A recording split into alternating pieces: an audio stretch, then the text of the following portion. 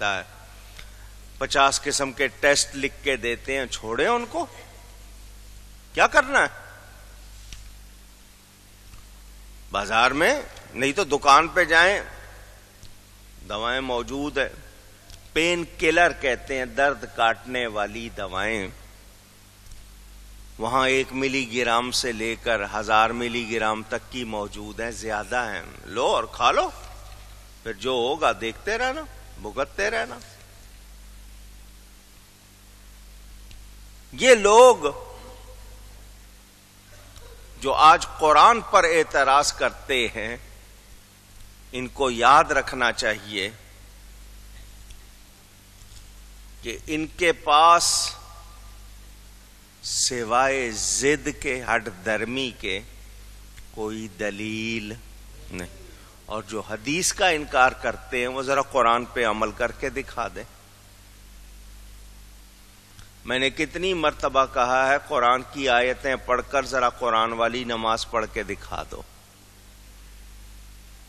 قرآن میں نماز کا ذکر سینکڑوں مقامات پر ہے, پڑھ کے دکھاؤ. کیوں نہیں پڑھ پائے آج تک؟ نبی کا دامن چھوڑ کر قرآن سمجھ میں آتا, قرآن پر عمل ہو سکتا نہیں. بس زکوٰۃ اسلامی ارکان میں سے اہم رکن ہے یا نہیں ہے؟ 100 پر کتنے دیتے ہو؟ 2.5 روپے مجھے دکھاؤ قرآن میں. یہ جو 40واں حصہ 40 پر 1 روپیہ دیتے ہو, 2.5% دیتے ہو, 2.5%, ذرا قرآن میں دکھاؤ.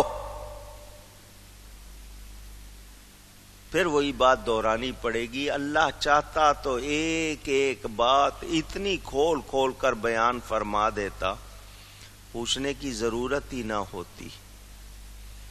مگر اللہ یہی چاہتا ہے, لوگ جب تک قرآن کے محتاج رہیں میرے نبی کے بھی محتاج رہیں. اللہ یار نبی کے بغیر بات بنتی, اونچی کہیے. یہ جتنے دنیا میں یہ آج کل کے 14ویں 15ویں صدی کے یہ لوگ کیا حیثیت رکھتے ہیں؟ نبی پاک صلی اللہ علیہ وسلم کے سامنے جو لوگ تھے وہ بھی آ کے نبی سے ہی پوچھتے تھے. اللہ تعالیٰ نے قرآن بھیجا تو نبی پاک صلی اللہ علیہ وسلم کو بھی بھیجا. کس لفظ کا کیا مطلب ہے, کیسے عمل کرنا ہے, حضور بتاتے تھے. اور اس پر عمل کر کے اپنے آپ کو نمونہ بھی بنا دیا. آج ان کا دامن چھوڑ کے کوئی چل سکتا ہے؟ نہیں چل سکتا. تو یہ جتنے لوگ ہیں جو اس طرح کی باتیں کرتے ہیں, ان کو یاد رکھنا چاہیے کہ ان کے لیے کوئی گنجائش نہیں. آئیے تھوڑی سی بات کہانیوں کے حوالے سے بھی آپ کے سامنے کروں.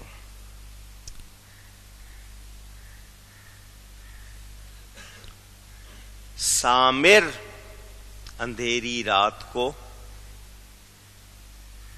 یا رات کی تاریکی کو السمر کہا جاتا ہے. رات کی بات چیت کو سمر اللیل, نام سنے ہوں گے آپ نے, سمیر اور سمیرہ لوگ رکھ لیتے ہیں لڑکے لڑکیوں کا نام. اس کے بعد رات کو باتیں کرنے والا, رات کو کہانیاں سنانے والا یا والی. تہجرون کا لفظ بھی قرآن میں آیا کہ قرآن کے متعلق بکواس کرنا اور اسے چھوڑ دینے کی باتیں. تو جو قرآن کو چھوڑ کر باتیں ہوں گی کیا وہ اچھی ہوں گی؟ پوچھ رہا ہوں آپ سے. نافرمانی, آپ میچ دیکھ رہے ہو, وہ تو ان کی بات تھی, آپ میچ دیکھتے ہیں. موسیقی کے پروگرام دیکھتے ہیں, ڈرامے دیکھتے ہیں, فلمیں دیکھتے ہیں, حق کو چھوڑے ہوئے ہیں. قرآن کا انکار تو نہیں کر رہے آپ، لیکن نماز کی پرواہ نہیں، اللہ کے نبی کے حکم کی پرواہ نہیں۔ میچ میں، ڈرامے میں، فلم میں کتنے گھنٹے لگ جائیں کوئی بات نہیں، لیکن دین کے حوالے سے مسجد میں آئیں، امام صاحب 2 منٹ لیٹ ہو جائے، او ہو، یہاں تو وقت کی پابندی نہیں ہوتی۔ اعتراض، یہ مزاج آج ہمارا ہو رہا ہے یا نہیں ہو رہا، سوچنا ہے اس پہ بھی۔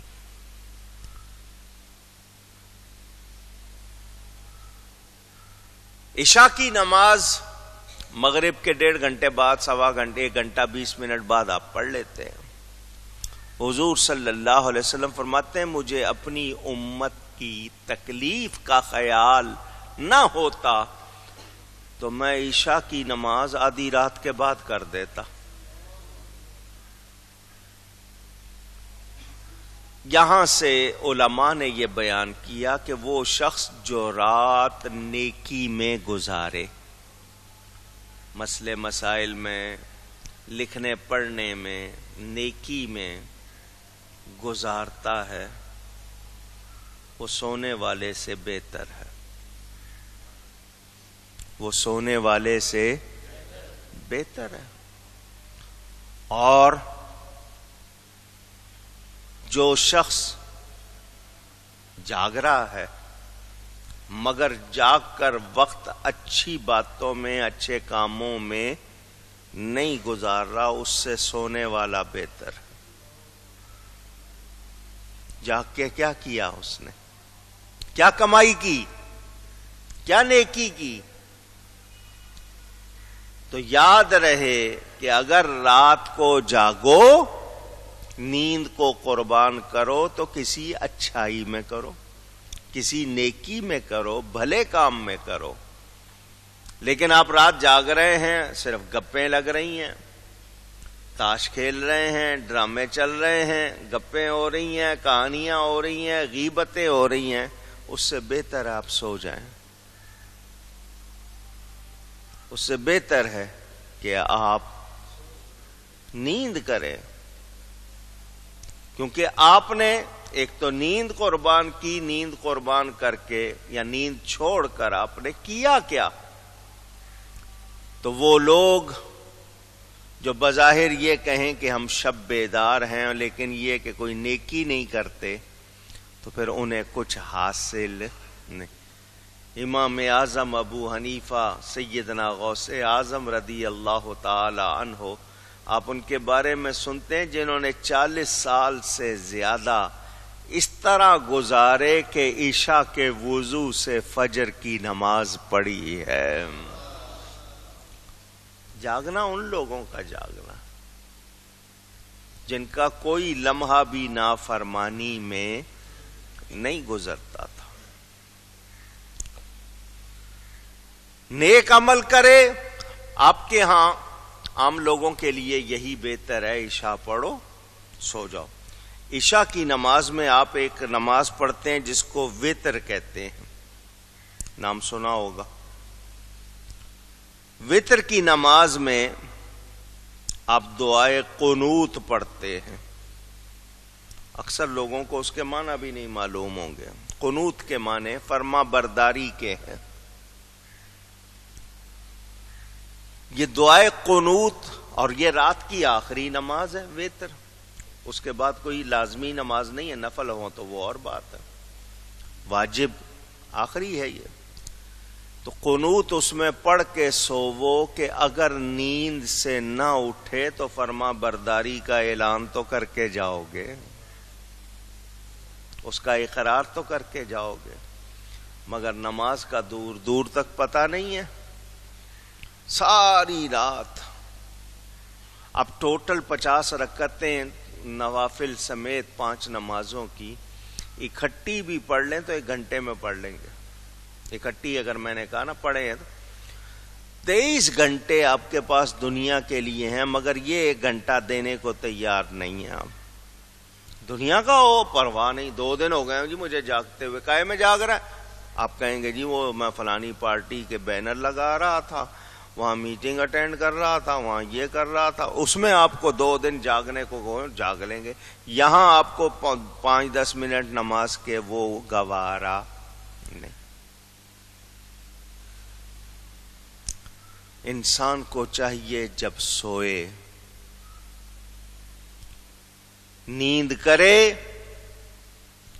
تو اس طرح نیند کرے کہ کرامن کاتبین, کاتبین لکھنے والے, کرامن عزت والے فرشتے جو آپ کا نامہ اعمال لکھ رہے ہیں, وہ جب لپیٹیں تو یہ کر کے لپیٹیں کہ یہ اللہ کو یاد کر کے سویا ہے. صبح اٹھیں تو پھر اللہ کا نام لے کے شروع کریں تاکہ آپ کا نامہ اعمال صاف رہے. نیکی کے بعد آپ نے چلے عشاء پڑھی, عشاء کے بعد آپ فضول باتوں میں بیٹھ گئے, پھر وہی گپیں, پھر وہی سلسلے, تو آپ کی نیکی تو گئی, آپ نے خود ضائع کر دی. عمل نامہ بھی لغو ہو گیا. وہ فضول باتوں پر لپیٹا جائے گا تو بولو کیا کمایا. میں حیران ہوں, اپنے بڑوں سے سنتا تھا کہ ہندوستان میں جب پاکستان نہیں بنا تھا,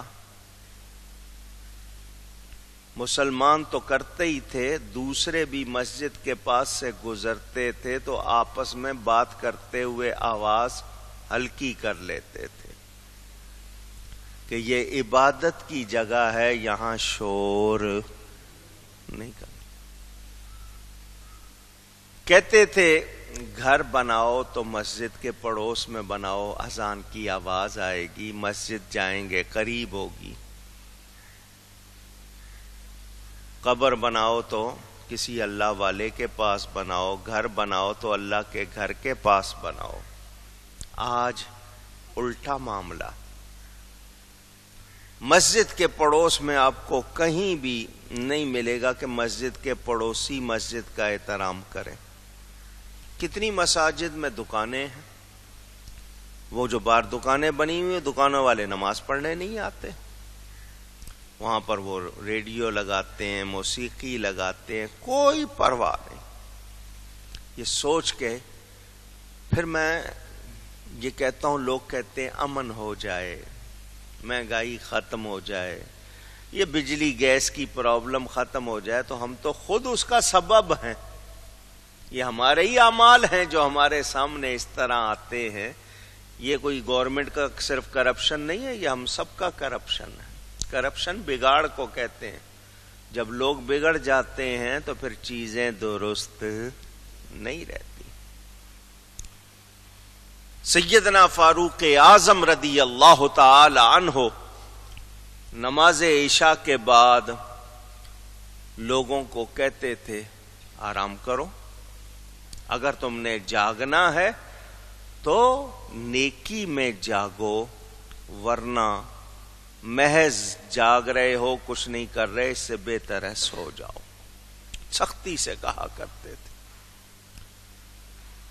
ایک فقیہ کہتے ہیں سمجھدار کو, دین کی سمجھ رکھنے والا, فقہ جس کو اردو میں لوگ فقہ کہتے ہیں, دین کی سمجھ کو کہتے ہیں, ابو اللیث نام ہے. وہ فرماتے ہیں نماز عشاء کے بعد باتیں 3 قسم کی ہیں. مذاکرہ علمی مذاکرہ, یہ نیند سے افضل ہے. مثلا طلباء ہیں, سبق یاد کر رہے ہیں, آپس میں ایک دوسرے کے ساتھ قرآن شریف پڑھنے والے دور کر رہے ہیں.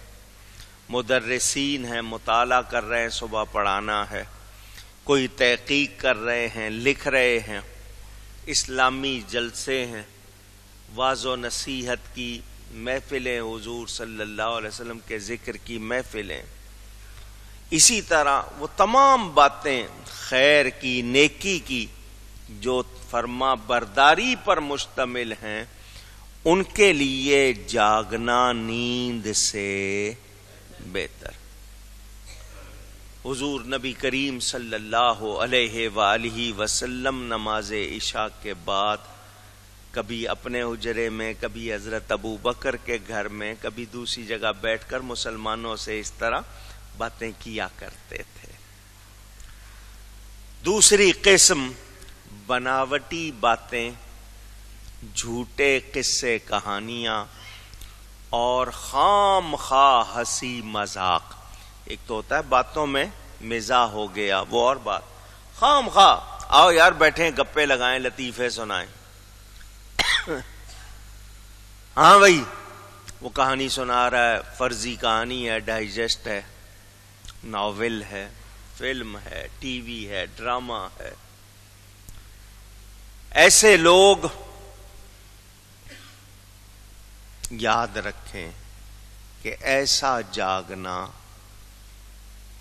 ہرگز مفید نہیں، صحت کے لیے بھی اور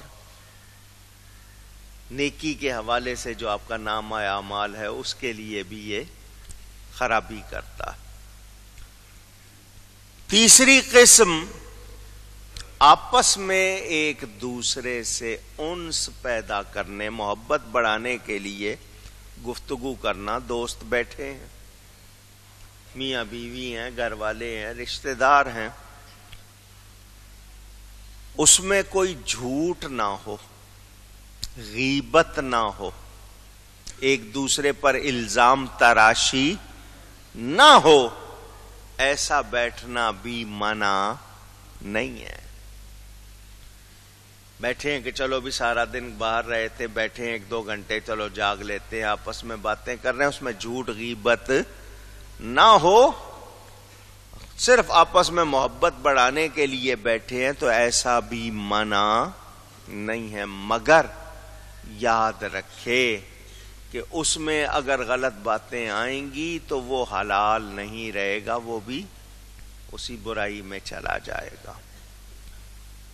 اچھا، کبھی کبھی ایسا ہوتا ہے، بیٹھے گپیں لگا لی، ہنس کھیل لیے، ادھر ادھر کی باتیں بھی ہو گئیں، چلو 2 گھنٹے 3 گھنٹے 4 گھنٹے گزار لیے، سیدھا اٹھ کے بستروں میں جا رہے ہو تو میں ایک بات اور سنا دیتا ہوں۔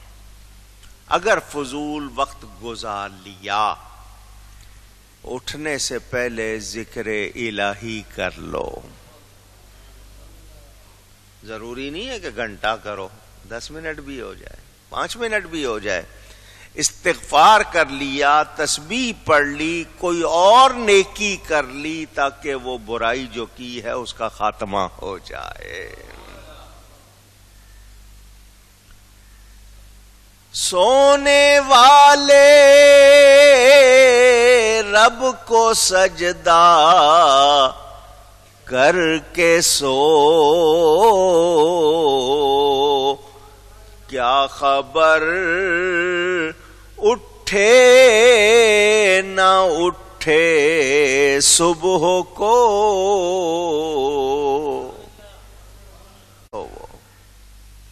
رب کو یاد کر کے سو۔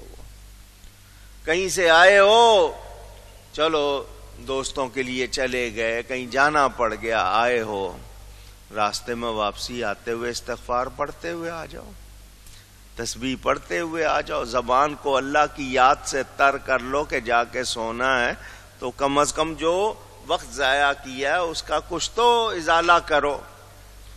نبی کریم صلی اللہ علیہ وآلہ وسلم، حالانکہ ان کے بارے میں ہم تصور بھی نہیں کر سکتے کہ وہ حق کے سوا کوئی بات کرتے، اس کے باوجود محفل ختم، گفتگو نشست ختم ہو تو سبحانک اللہم وبحمدک اشہد ان لا الہ الا انت استغفرک واتوب الیک، یہ کلمے پڑھا کرتے تھے۔ تعلیم بھی ہو گئی، ہمیں پیغام بھی مل گیا۔ حدیث شریف بیان کی گئی، حضور صلی اللہ علیہ وسلم فرماتے ہیں جو شخص اپنی مجلس برخاست کرنے سے پہلے جو کلمے میں نے سنائے یہ پڑھ لے، یہ تمام گناہوں کا کفارہ بن جائیں گے۔ جو مجلس میں اس سے سرزد ہو گئے جس طرح بھی پڑھ لے۔ میں نے آپ کو یہ بتایا تھا کہ سفر کر رہا ہو مسافر یا جو شخص نماز کا انتظار کر رہا ہو کہ وقت ہو جائے نماز پڑھوں تہجد پڑھوں، وہ اگر تھوڑی دیر کسی سے باتیں کر کے وقت گزارتا ہے مگر ان میں بھی جھوٹ نہ ہو، اس کے لیے وہ کہانی ہو، کہانی کے طور پر بیان کرے، باتیں کرے، اس کے لیے گنجائش ہو جائے گی، مگر وہ بھی جھوٹ نہ ہو۔ اس کے بعد پڑھی نماز، اللہ کو یاد کیا، اللہ تعالیٰ سے امید ہے کہ جو وقت ہم نے تھوڑا سا ادھر ادھر ضائع کیا ہے اس کا گناہ معاف ہو جائے گا، اور اگر فوراً نیند کی ہے تو نماز پڑھ کے سوئے ہو یا توبہ کر کے سوئے ہو تو اللہ تعالیٰ معاف فرما دے گا۔ عاقل، عقل والا، اس پر لازم ہے کہ وہ فائدے کا کام کرے، نقصان کا اونچی۔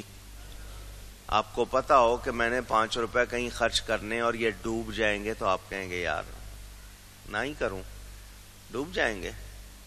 میں نے 5 روپے کی بات کی ہے، 5 روپے کا تو آج کل نوٹ بھی نہیں ہے، سکہ آ گیا وہ بھی، یعنی آپ کو جہاں پتا ہے پیسے ڈوب جائیں گے آپ وہ کام کریں گے، بچنا چاہیں گے کہ نہیں یار میرے پیسے، تو آپ کو 4 پیسوں کی قدر ہے، ایمان کی قدر کیوں نہیں ہے؟